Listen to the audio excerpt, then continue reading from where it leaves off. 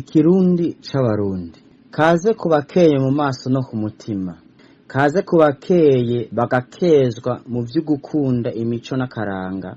Kaze kuri bake beza badakehanwa ivyiza n'ubwiza. Nakare ngo ubunyegeri bwinshi ntibwimba, uburi n'amatwi niyumve. Nimunkundire mvuge ntera iteka bake batunze bakenye, bo bakanya ineza inezereza abarundi, Uburundi ndetse n'amakungu.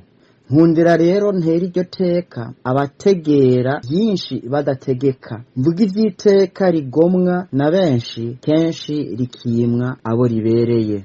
Simvuga ivy'abahutu, abatutsi n'abatwa, simvuga ivy'abatare n'abenengwe, abanyagisaka, abaha be n'abahanza canke abajiji be n'abasongore. Si ivy'abaganwa be n'abagina, si ivy'abanyiginya canke abanyakarama, si ivy'abaswere bo bahwere, abahima n'abashingo bo bagumya. Simvuga ivyabo gusa be n'ivy'abasa nabo, mvuga ivy'Uburundi, abarundi n'ikirundi. Nkundira nkeze nshimire wangabiye ineza yo kuninahazwa. Reka nivuga amazina ninahaza umwubahwa mutanigwa n'ijambo, giti giteye magabo, uwahawe n'uhoraho kumera hafi y'amazi adasuma. Nkundira mvuga ineza inezereza abayumvise, nijwi rizeza abize n'abizera, n'ubwiza bugarurira abazima gutaha ibuntu. Reka nshinga intahe ntohera, imbere umuvyuka urande utarandiye, bikunde wisanzure, uvyagire mu bakivyagaraye, uvyure abakiri ibuzimu bagaruke ibuntu. Nyankunyiyumviye kuko mbwira gito canje ngo gikuru c'ubundi cumvireho. Erega ndivuganye n'ingonde n'inkingi munani zibanda ku kahise, ku mayagwa, ku migenzo, ku ndimburo, ku ndondantara, ku nyandiko, ku bumenyi bundi no gukundisha Uburundi. Mvuga uwahamagaye nditaba, uwatereye mu gahogo avuga ati niwumve ndaguha inkuru mwana, ndaguha inkuru na wewe uyiha abandi mwana, uyiha abandi mwana. Kuba muzi ni umumana canke umusongore Patrice Ntafatiro mwene Ndimurigo wa Ndemera wa Kinyoni, Kinyoni ca Kariyo, Kariyo karubaduka. Muco w'itara ridatuba ridomeka yandi matara, muco uticuza ucundisha umwiza, igicugu c'umwijima w'ubujuju bw'ivyanyegejwe abarundi. Erega niwe amanurira abarundi vyinshi mu vyari bimanye. Niwe musonga usongoye wasongorejwe abari bihaye gusotora abarundi mu kubafata nk'ibijuju be n'ibigugu. Niwe yabuze ahafatirwa n'abansi, arenguka barenganye, arenga barengutse, kubihenze bakarengukira rimwe, bo barengukiwe ukurengwa.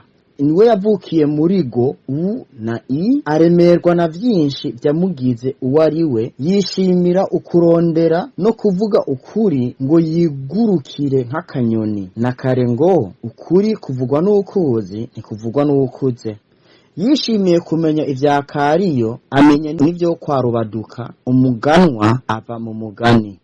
Bagabo, bagore, misore namwe nkumi, eka namwe rwaruka, mwese mu nteza abiri. Uye kugaba, mushiri ibigabitanyo vyanyu inyuma, mugiri ivyo mugaba n'ivyo mugabirwa. Hagarara kwijambo, mubaba shinga ntahe y'ukuri n'ubutungane butunganiriza bose. Uye kugorana, mushiru kugoka inyuma yanyu. Gororokera indero nyandero yo idahemuka. Kenyera zigume mubaba kenyezi canke abekenyure koko.